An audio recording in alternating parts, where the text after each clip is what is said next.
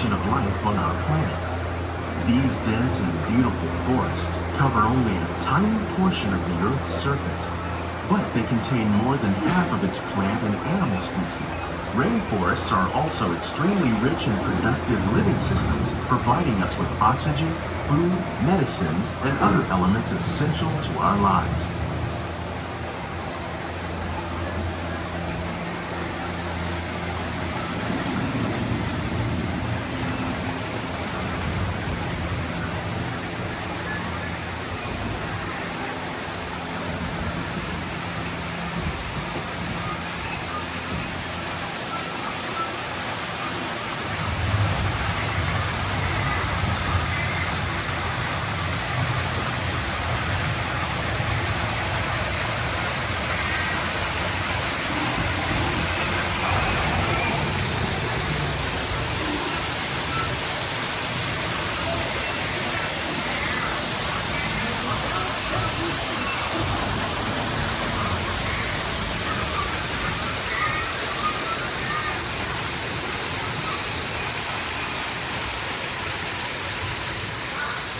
In the desert, nature has created a very different, but no less beautiful living system.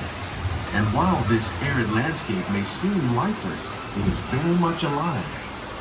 The plants and animals that have learned to survive in these harsh conditions make use of what little water they can find and avoid the scorching rays of the relentless sun.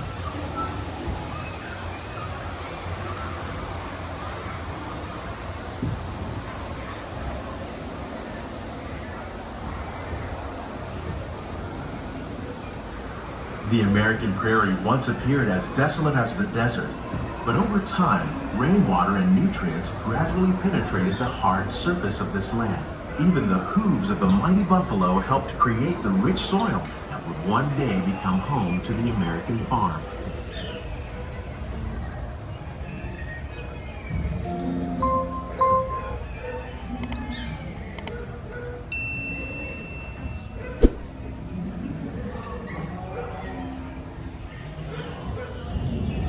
Of all the forces at work on the land, humans have had one of the most profound effects. The need to produce food for a growing world led to the enormous use and sometimes overuse of the land. In our search for more efficient ways to grow food, we often fail to realize the impact of our methods.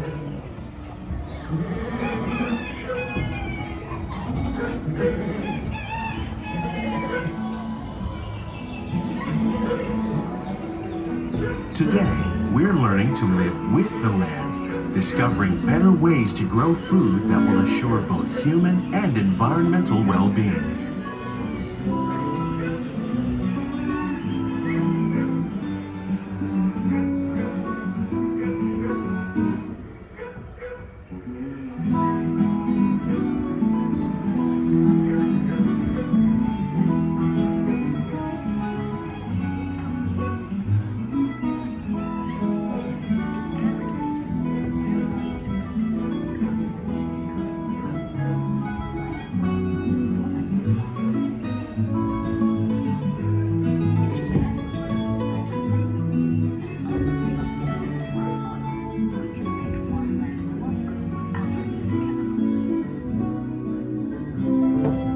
Epcot, we're learning to reduce the need for chemical pesticides by breeding and using natural predators, like ladybugs and wasps, to control pests.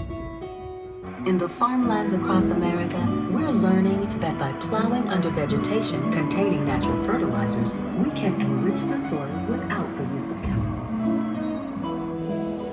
In arid regions, we're learning to produce food on desert seacoasts by developing and planting crops that thrive on salt water. In Japan, we're learning that by mixing leaves and other living materials into our How will we meet tomorrow's growing needs for food production, yet still respect the needs of the land?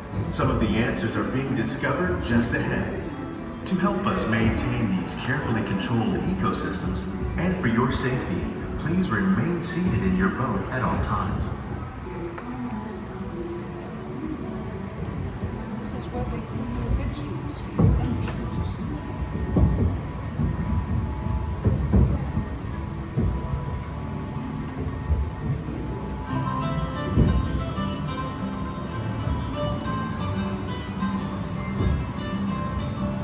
Welcome to our glimmering greenhouses, where scientists from Epcot and the U.S. Department of Agriculture illuminate the wondrous gifts we receive from the land.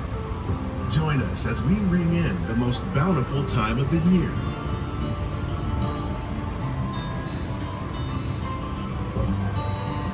For some, it's difficult to imagine the holidays without winter and snow, but one of the most important holiday crops actually grows in the tropics. For centuries, farmers in Central America have cultivated cacao to make chocolate. In fact, cacao is chocolate's main ingredient.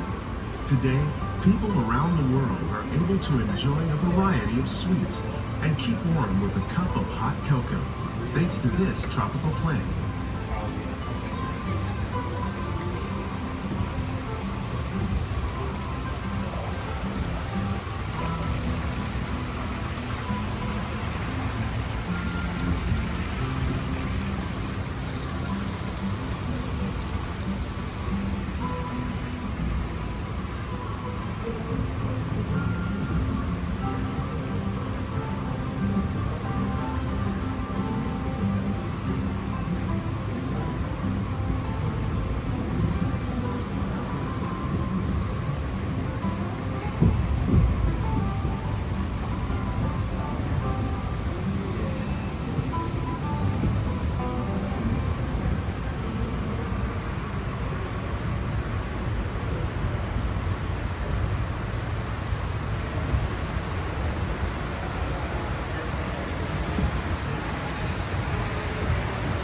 When you think of holidays, you might not think of fish, but seafood is an essential part of many festive meals.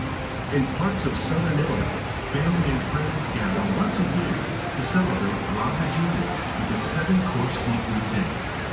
Tilapia, bass, and shrimp, like the ones raised here using our sustainable water systems, make up just some of the dishes served during this grand meal.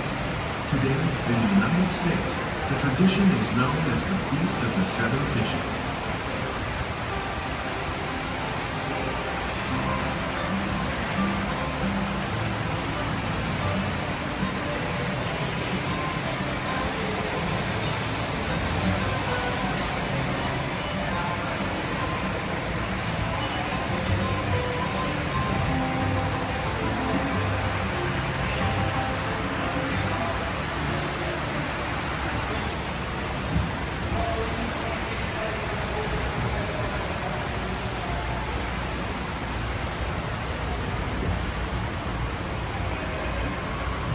Citrus, like the oranges grown here, are common in Florida, but in northern Europe, where fresh fruit is rare in winter, they're much harder to find, making them an extra special stocking stuffer. During Chinese New Year, these vibrant fruits are given as gifts of good fortune.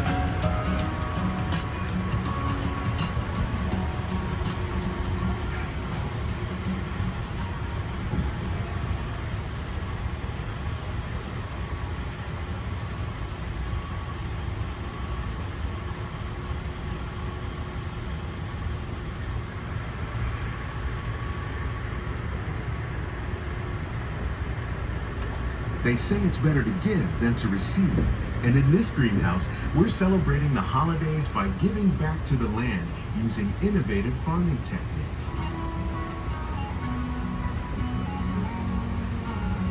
By recycling water, we can give plants rich nutrients.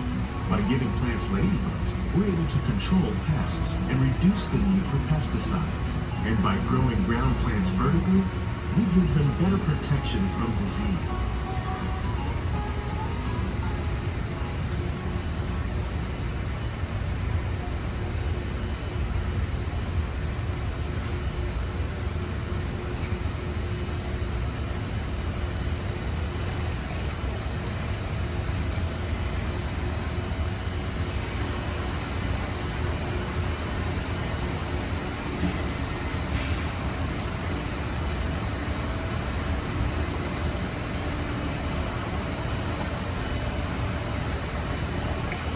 With these gifts, our plants can grow an abundance of festive vegetables. This greenhouse alone grows a bountiful 15 tons of produce each year. When we give more, we receive more. making the most of the land's green gifts.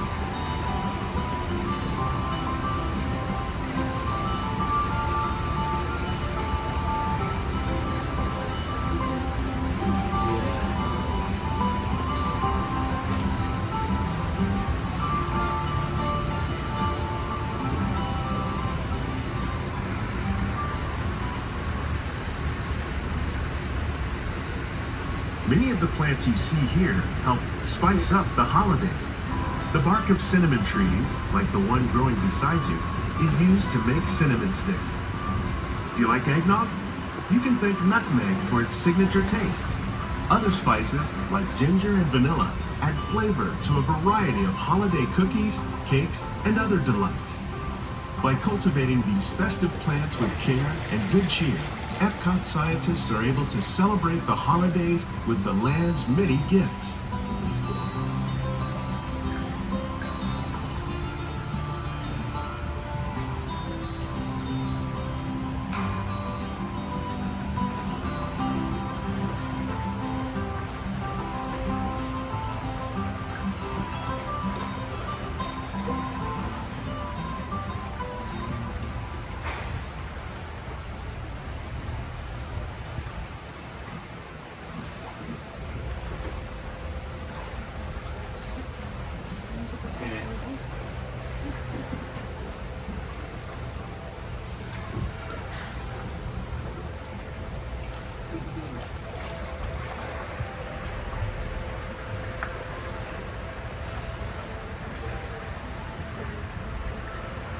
These greenhouses represent just a fraction of the work being done worldwide to produce bountiful harvests for our growing population.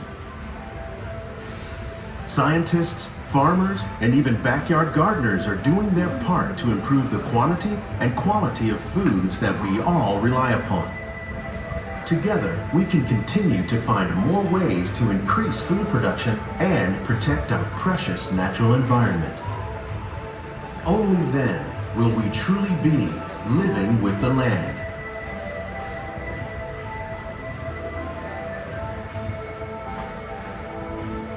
On behalf of Walt Disney World, we hope you've enjoyed this unique journey through our living laboratories.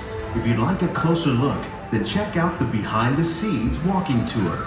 It's a chance for the whole family to get up close and personal with the plants and growing techniques in our laboratories. Please keep your hands and feet inside the boat and remain seated until the boat comes to a complete stop.